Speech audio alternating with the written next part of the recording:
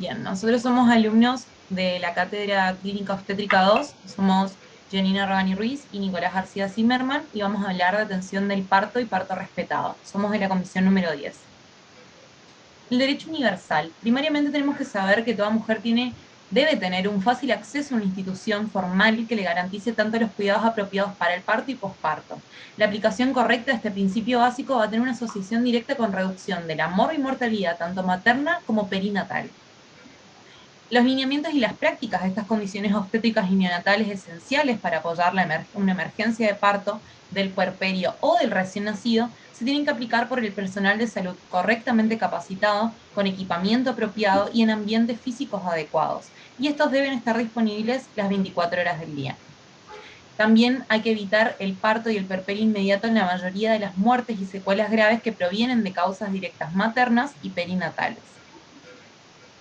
Las condiciones obstétricas y neonatales esenciales para la emergencia perinatal durante la atención del parto, tenemos que hacer una evaluación del riesgo materno y neonatal y aplicación de un listado de factores que aumenten el riesgo perinatal. Respecto a cirugías o procedimientos obstétricos, tenemos que tener tanto recursos humanos y equipos para cesáreas de urgencia, para reparación de desgarros graves y roturas cervicouterinas, histerectomía si fuera necesario, si fuera un embarazo ectópico, forceps, ventosas obstétricas, extracción manual de la placenta retenida y liberado por aborto incompleto. Respecto a la anestesia, tenemos que tener tanto recurso humano como equipamiento para ya sea una anestesia local, peridural y general si es de urgencia. Transfusión de sangre segura. Respecto a ese punto, tiene que haber un banco de sangre o reserva renovable de sangre segura en la maternidad o que esté próximo a ella. Respecto a los tratamientos médicos, tiene que haber médicos capacitados para tratar shock, sepsis o preeclampsia grave o eclampsia. Dentro de la asistencia neonatal inmediata, tienen que tener la capacitación suficiente como para realizar reanimación y un control térmico del recién nacido. Y un transporte oportuno a nivel de referencia. Tiene que haber existencia y disponibilidad tanto de un teléfono radio como de un vehículo permanente para el transporte de urgencia tanto de madre como del recién nacido.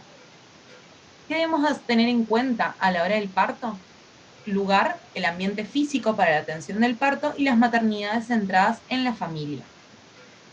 La conducta al iniciarse el parto, los procedimientos de rutina y la preparación para el parto al ingreso a la maternidad, tenemos que tener en cuenta evaluación de riesgo para el parto, porque una embarazada calificada como de bajo riesgo cuando comienza el parto puede eventualmente complicarse.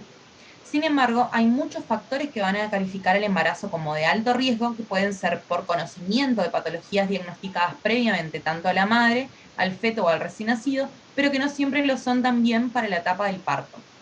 Respecto al bienestar de la madre durante el parto y el acompañamiento para el apoyo emocional y físico, tenemos que hacer que la mujer se encuentre cómoda y tranquila durante el trabajo de parto, darle un apoyo emocional y un trato cálido, tiene que haber una buena relación médico-paciente, se debe generar una buena relación médico-paciente para esto, y la mujer debe estar acompañada y contenida por algún acompañante que ésta eligiera.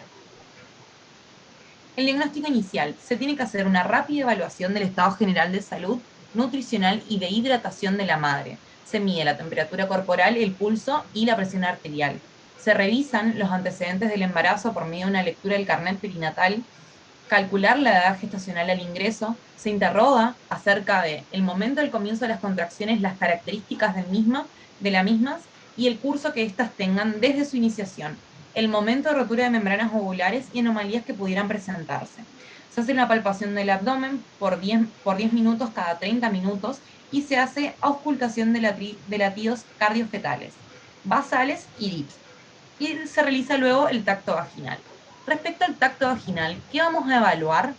La amplitud y elasticidad que tenga tanto vulva, perineo y vagina, situación, el grado de reblandecimiento y de borramiento y dilatación que tenga el cuello, el grado de amplitud de la cúpula vaginal y del segmento inferior, si hay existencia o no de bolsa, caracteres de la presentación en lo referente a la actitud, a la posición y a la variedad y a la altura en relación con los planos de Hodge, las prosidencias, caracteres de la pelvis y del arco del pubis, y en las primíparas la medida del diámetro promonto subpúbico, la proporción o desproporción pélvico-fetal y la presencia de meconio o sangre en los dedos cuando retiramos los dedos al realizar el tacto. El tacto vaginal como técnica tenemos que tener que tiene que ser, además de completo, aséptico y en lo posible poco frecuente. En embarazos normales y sin riesgo se va a recomendar hacerlo un tacto vaginal cada 4 horas para evaluar solamente la dilatación cervical. Entonces, en un embarazo normal, sin complicaciones, vamos a tener y vamos a recomendar que como mucho se realicen entre 3 y 4 tactos vaginales. Bueno, una vez que ya realizamos el trabajo, el diagnóstico de trabajo de parto, pasamos a realizar la historia clínica perinatal. Se transcriben los datos que fuimos recolectando durante la inspección y nuestro examen físico en historia clínica, y también volcamos algunos antecedentes que tenga la mujer detallados en el carnet perinatal. Es muy importante que muchas veces nos van a llegar pacientes que probablemente es la primera vez que las vemos y por ende no las conocemos, no conocemos su situación. Entonces es muy importante que miremos su carnet perinatal y también al ingreso realizarle muestras de orina y de sangre. Orina para ver si no existe glucosa y proteínas, y en sangre para hacer pruebas serológicas de rutina y hemograma en general.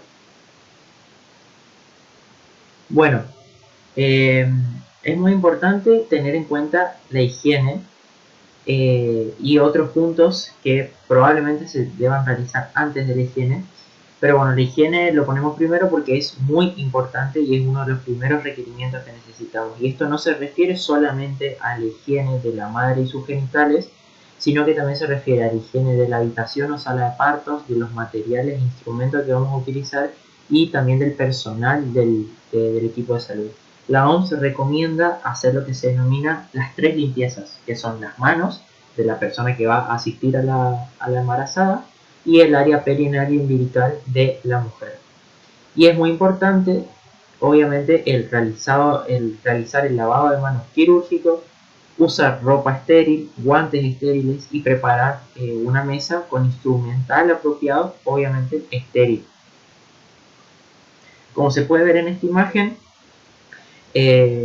hay que utilizar todo ropa estéril y también podemos usar gorros para proteger la parte del cabello, y también se pueden usar máscaras o anteojos, antiparras para cubrir los ojos porque estamos expuestos a fluidos de la madre, barbijo, y también se pueden usar botas quirúrgicas.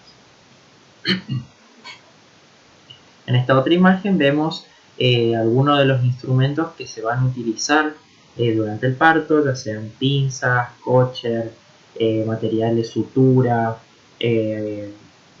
Vamos a tener también lo que serían los campos estériles para cubrir a la embarazada y gasas. En estas imágenes podemos observar cómo realizamos la higiene de la madre antes de que se dé el parto. Siempre, la mujer en posición ginecológica o litotomía, vamos a realizar la antisepsia de la zona tomando una gasa y una pinza, y vamos a esparcir la iodopovidona desde afuera hacia adentro, desde la zona más distal del muslo, la cara interna y superior del muslo, vamos bajando hacia la región púbica, inguinal y luego la hendidura vulvar y por último anal. Una vez que terminamos eso, colocamos los campos estériles como se puede ver en la última imagen. Luego, el enema de rutina y el rasurado, como dije anteriormente, son cosas que se hacen antes habitualmente de lo que es la limpieza que acabamos de ver, pero no son tan importantes porque el enema de rutina antes o en algunos lugares sigue siendo una indicación de rutina, pero en realidad ya no se recomienda que sea de rutina porque se comprobó que no tiene todos los beneficios que decía tener, y solamente se lo va a realizar cuando la mujer lo solicita o en algunos casos cuando la mujer no evacúa hace mucho tiempo antes del parto. Y el rasurado no se recomienda hacer, es innecesario y es incómodo. A lo sumo lo que se recomienda hacer es un recorte del vello, pero no rasurar, debido a que esto puede aumentar el riesgo de infecciones, de hepatitis y VIH para la madre y para la persona que lo está realizando. Y por último, tener en cuenta la alimentación y la hidratación. Esto es muy importante debido a que antes lo que se acostumbraba a hacer era a no dar alimentos, suspender alimentos y líquidos a la madre varias horas antes, por si había alguna eventualidad y había que realizar una cesárea y una anestesia de urgencia general, porque se decía que había riesgo de aspiración y otras complicaciones. Pero se vio que cuando se empezó a realizar esto, las mujeres se deshidrataban y también se producía cetosis y esto complicaba el parto. Por ende, se empezó a realizar la colocación de soluciones glucosadas intravenosas, pero se vio que eso a su vez generaba una hiperinsulinemia en el neonato, otra práctica que se dejó de hacer. Entonces, hoy en día lo que se recomienda es dar una moderada cantidad de líquidos azucarados por vía oral y algún que otro alimento ligero para que si necesitamos realizar una anestesia general, la madre no corra riesgo de vómitos y aspiración. ¿Qué conducta tenemos que tomar en el primer periodo de parto, que es el de dilatación? En este primer periodo vamos a hacer controles maternos y obstétricos. Maternos, controlar la temperatura de la madre, su pulso radial, la presión sistólica y la frecuencia cardíaca. Y en lo obstétrico, la contractibilidad del útero, el dolor y también la frecuencia cardíaca fetal. En cuanto a la contractibilidad del útero, vamos a observar, como nombró mi compañera al principio, lapsos de 10 minutos cada media hora. Y vamos a investigar aquí el tono, la frecuencia contráctil, la duración del endurecimiento de la contracción y la intensidad. En el tono decimos que es un tono normal cuando nosotros podemos palpar las partes fetales. Y se dice que hay hipertonicidad cuando no podemos palpar las partes fetales entre las contracciones. La frecuencia contráctil, lo normal es que haya de 2 a 5 contracciones por cada 10 minutos, pero cuando hay más de 5 se dice que hay una taquisistole. Luego tenemos la duración del endurecimiento, es de 20 a 50 segundos lo normal, y la intensidad puede ser baja o puede ser alta. Baja cuando se deprime el útero y en la contracción, y alta es cuando no se puede deprimir durante la contracción. En cuanto al dolor, el dolor comienza generalmente en el abdomen cuando comienza la contracción y van aumentando a medida que va progresando el trabajo de parto. Puede incluso llegar a irradiarse hasta la pelvis o generar dolores lumbosacros. A veces pueden interpretarse como dolores renales. Esto es importante porque muchas veces si tienes dolores persistentes que no ceden con analgésicos, puede estar indicando un parto distóxico. Y en cuanto a la frecuencia cardíaca fetal, lo ideal sería poder medirla con ecodoppler. En el caso de no poseer uno, lo vamos a realizar con el estetoscopio de Pinar. Y vamos a medir la frecuencia cardíaca fetal basal, que es durante los intervalos que hay entre contracción y contracción, y las variaciones que están asociadas a las contracciones, y cuando hay una contracción, ocultamos. Y ahí podemos sentir los que son los dips tipo 1, los tipos 2 o los uniculares. En cuanto a la conducta que tenemos que tener en el periodo expulsivo, inicia cuando la madre tiene necesidad espontánea de pujar, y cuando realizamos el tacto vemos una dilatación máxima de 10 centímetros. Aquí este periodo generalmente como media suele durar 15 minutos, aunque en algunas mujeres puede durar más y en otras menos. Y generalmente puede ocurrir que muchas veces, si no rompió bolsa primeramente la mujer, puede ser que el nacimiento se dé con una bolsa íntegra. En ese caso, cuando corona con una bolsa íntegra, se realiza el corte del saco amniótico, que se conoce como amniotomía. En los casos en donde se detiene el periodo expulsivo por alguna razón, se indica realizar una amniotomía, en donde vamos a ver en una imagen a continuación cómo se introduce una tijera Kotcher para realizar el corte interno de lo que es el saco amniótico. Pero esto no se recomienda de rutina, ya que se sabe que puede acelerar un trabajo de parto. Como vemos en esta imagen, así de esta manera se agarra y se realiza con la tijera de Kotcher el corte en el saco amniótico cuando se detiene el trabajo de parto, para que éste pueda ser estimulado y continúe de manera normal. ¿Qué debemos hacer aquí? Como nombramos anteriormente, Cuando empieza este periodo expulsivo, antes de eso nosotros ya tuvimos que haber realizado una asepsia, en la vejiga urinaria si hay un globo vesical realizar un cateterismo, tener en cuenta la posición de la parturienta, que muchas veces se recomienda que sea en posición semisentada, con piernas sin atar, que la madre participe activamente en el parto con los pujos, ayudarla con eso y guiarla, y proteger el perineo. Una de nuestras principales tareas aquí, como se puede ver, luego de que realizamos el lavado y demás, es la de proteger el perineo, que vamos a ver en una imagen a continuación, cómo nosotros con una de las manos protegemos el perineo de la madre, evitando que haya una sobretensión en el mismo y que éste pueda pueda producirse un desgarro en él. Con la otra mano también lo que nosotros realizamos es una leve presión o sostén, mejor dicho, sobre la cabeza del recién nacido para que no sufra una brusca deflexión de la misma cuando se produce la expulsión. En algunos casos puede que la, eh, la, la pared del perineo ejerza, digamos, mucha tensión, y esto pueda impedir que el trabajo de parto se realice de manera correcta, que se impide el nacimiento del mismo porque el perineo es muy resistente. En esos casos, lo que procedemos a hacer es un procedimiento denominado episiotomía, donde realizamos una incisión en la zona perianal para que pueda ocurrir la salida o la expulsión de la cabeza fetal.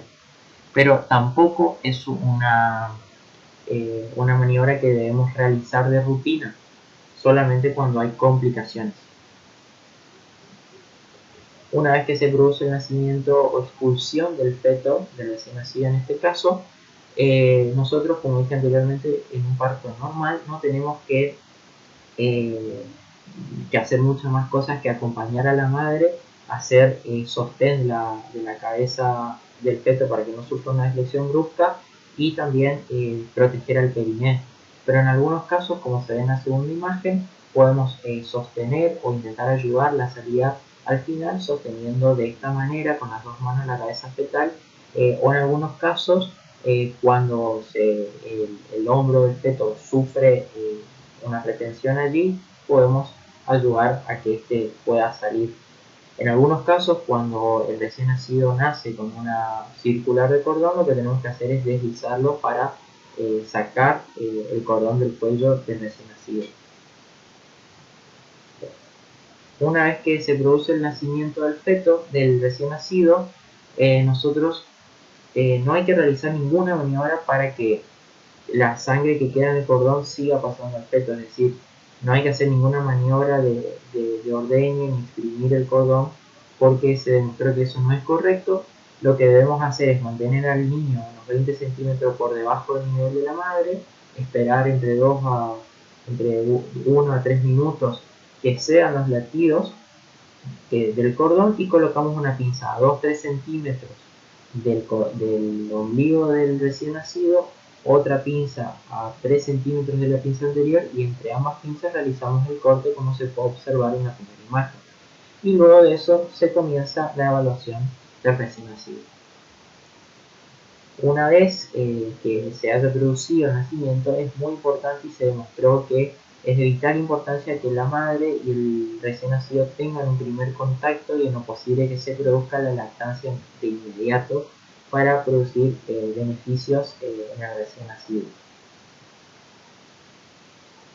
Bien, vamos a hablar de la ley 25.929, que es del parto humanizado, en la cual la mujer tiene los siguientes derechos: a ser informada sobre las distintas intervenciones médicas que pudieran tener lugar durante estos procesos, de manera que pueda optar libremente cuando existieran diferentes alternativas; a ser tratada con respeto y modo individual y personalizado que garantice la intimidad durante todo el proceso asistencial y que se tengan en cuenta las pautas culturales de la misma; a ser considerada en su situación respecto al proceso de nacimiento como persona sana, de modo que se facilite su participación como protagonista de su propio parto; al parto natural, respetuoso de los tiempos, tanto biológicos como psicológicos de la misma, evitando prácticas invasivas y suministro de medicación que no esté justificada por el estado de salud de la parturienta o de la persona por nacer.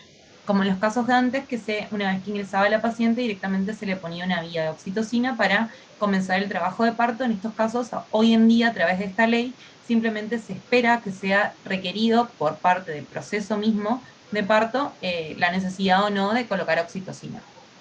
A ser informada sobre la evolución de su parto, el estado de su hijo o hija y en general a que se le haga partícipe de las diferentes actuaciones de los profesionales.